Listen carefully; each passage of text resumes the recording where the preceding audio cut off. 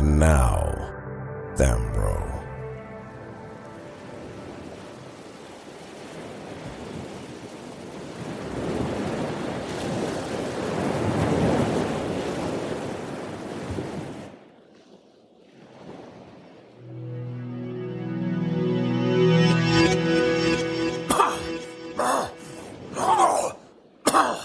The Provost and Angelica arrived via magic dust on the shores of Ski-ter, a remote island in the seas of Engi, a small collection of waters about a month sailing west of the city of Dagalist. The Provost vomited violently, the result of teleportation sickness, something he was not used to before now. Are you all right, Ollie? Teleportation sickness. It will pass. I've never had to do this with borrowed powers before. Now, this is your show, my dear. Whom are we meeting? Who will show us how to contact Elyon? I don't know, honestly. I am going to pretend I did not hear you just say that you do not know with whom we are meeting. Instead, I'm going to stare at this pile of vomit that came out of me. That is making me question my entire diet. I did not realize I ate this poorly until now. We can't all be all-knowing like you. Oh, great Provost. Not everything in life goes according to plan, old man. Come on, we'll figure it out. You should have at least some idea of whom it is we need to see. There is no time for guessing, Angelica. Ursula is... I'm well aware of what Ursula is doing. You saw the bodies in Echo Village. Or was that some other frail old geezer I was standing next to? I would remind you that you are older than I am. And yet, much better looking. My point is, I don't need one of your speeches right now, Ollie. I know what's at stake. No, you do not. I know you did not like the option when you needed to kill me, but you are simply delaying the inevitable. Not gonna happen. I was in the 9 hells, Ollie. I saw the tormented souls. I know what Ursula is trying to unleash. Can you say the same? I served that demonic being for most of my life. So, yes, I do believe I am more than qualified to speak on what she is capable of. Now, we can continue measuring our respective manhood, or you can do the sensible thing and run me through with your sword. We do not have time for any more of your delays. I won't kill you. That's not an option. Not anymore. You brought us here to Ski-ter on some wild goose chase, following rumors, I assume, of someone on this island who could show us how to contact Elyon. Someone you likely heard of via your resources from your time in the Order of the Dragon, yes? Unless your contact is one of these plow loons flying by the shore, then I think we may have exhausted our options, my dear. I'm not giving up. Listen, I heard that groups sometimes meet here to pray. You know how religion is viewed in Welkin, Oliver. Praying to any god comes with no small amount of risk. Elyon's followers have long been persecuted, so it made sense to believe that they would meet on a remote island and keep themselves hidden. So no, I don't know exactly who we are looking for, but I believe we'll find them. What do you believe? What do I believe? You know what I believe? I believe you should kill me and cancel the magic of the Scroll of Malediction. If you do not, then Lysa most certainly will. And to be honest, I would welcome it. I am weary of all of this. Look at me, Oliver. You do not get to quit. Do you hear me? You are the reason that people died. And frankly, so am I. You want to feel sorry for yourself too damn bad. You do not get to die to escape finding a way to make this right because it's too hard or unclear or whatever. You get to die when I say you get to die, not before. Do you understand? Before the Provost could respond, he could not help but notice that he and Angelica suddenly had unwanted company. Van Bannon, as I live and breathe.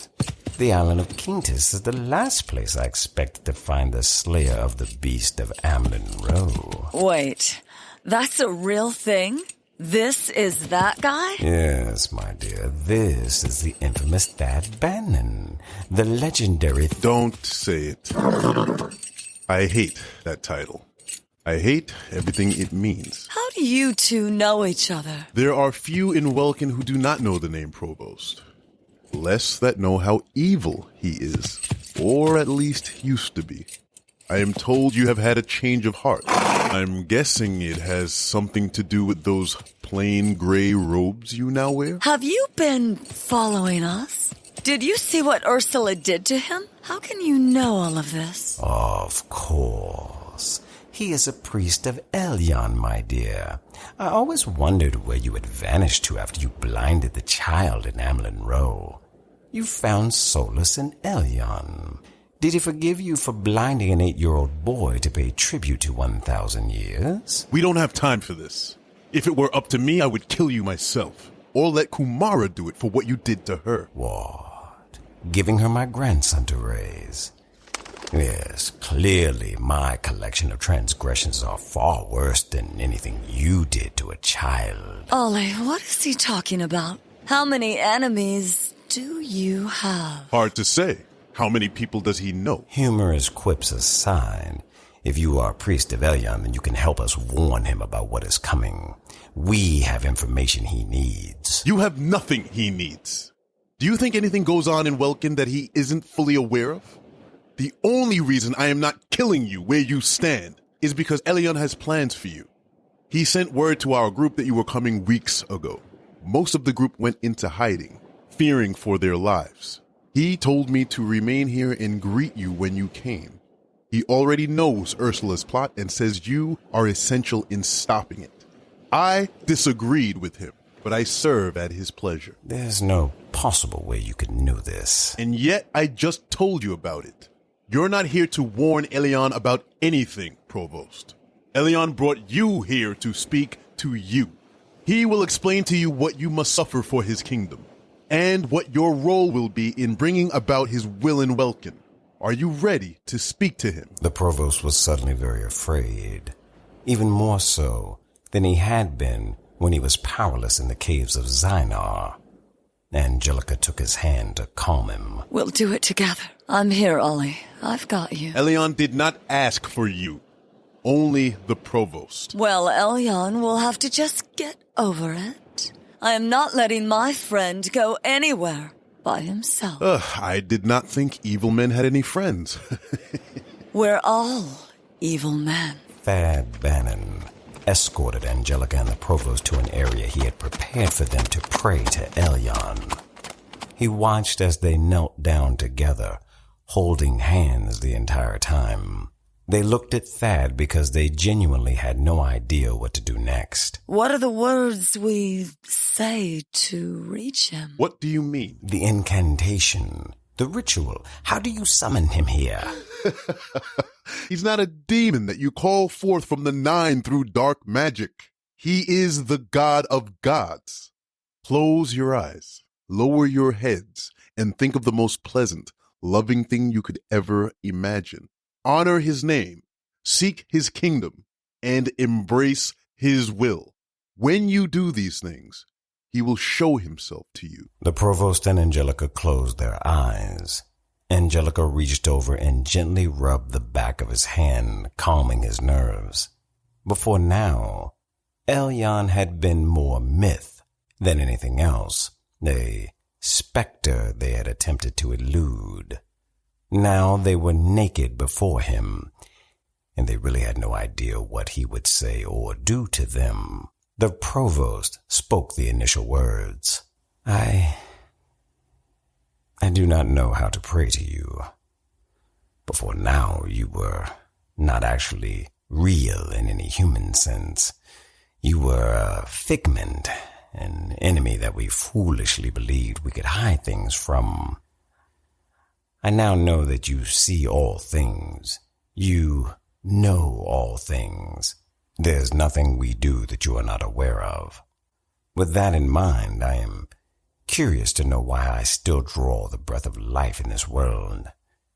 You've not destroyed me when you have every imaginable right to do so.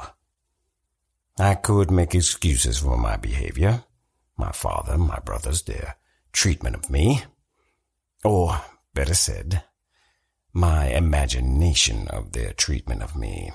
It is easy to forget in one's anger that the same father you believed hated you also provided shelter, food, clothing, and any other needs you may have had. I could blame Ursula, say that she tempted me to do what I have done. But that too would be a lie. I did these things. I am your enemy. I am the one who deserves your wrath. My actions are laid bare before you, Elyon. You have witnessed my evil, and I do not even deserve the right to beg you for my life. Sending me to the 9 hells would be a mercy. I deserve far worse than that. We came here to warn you about Ursula's plans to overthrow you, but Thad has made it clear that you already knew that this was occurring. All I ask, then, is that you spare the lives of those who are innocent. I have set things in motion that cannot be easily undone. I seek audience with you, not to receive mercy, but now to ask only that, if you would be so willing, that you would allow me to play a small part in making things right, before sending me to whatever punishment you have in mind for me. Amen. Elyon, we honor your name. We seek your kingdom, and we embrace your will above our own. Ollie is right. We don't know how to approach a being such as yourself. We came to you because we ran out of options. It's not just Ollie. It's me as well. I have done things worthy of death and an eternity in the 9 hells. Even as I kneel before you now, I am not fully alive. I have seen the torment in the 9, and I know that I deserve far worse for my sins. Something has happened to me, though. In recent days, since my return to Welkin, I see the futility of the pursuit of power. Men seek power, but to what end? We cannot even breathe, lest you allow it. What can any of us do apart from you? The only real power in Welkin is you. We come to you humbly, asking only that you spare the innocent lives that might be lost because of what we did.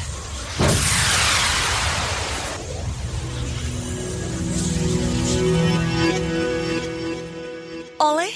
Ollie! Thad, what happened? Where did he go? I don't know. I have never seen anything like that before. Elyon has taken him. It happened so quickly that the provost barely had time to understand what had transpired. He was praying one moment, and the very next he found himself kneeling before the most magnificent being he had ever laid eyes on. There are no words to describe what Elyon actually is. The small handful of mortals who have had the privilege of encountering him can only describe him in details that their finite minds can actually grasp. Elyon is far more than what their minds could actually fathom, so he purposely appeared to them in ways they could understand, though it would be a misnomer to say he actually looked like any description a human being would provide. That being said, the provost looked into the eyes of Elyon, expecting to see anger and wrath. Instead, what he found there was love, mercy, and forgiveness. He knew he did not deserve what was being offered to him, and he wept before the God of gods. Elyon stepped off of his massive throne, reached down and collected the provost as easily as one might pick up a child's toy off the floor. He then held him in his arms and hugged him, shedding more than a few tears of joy himself. After several moments, he placed the provost back on the floor of his throne room, and with a wave of his hand, he returned him to Welkin.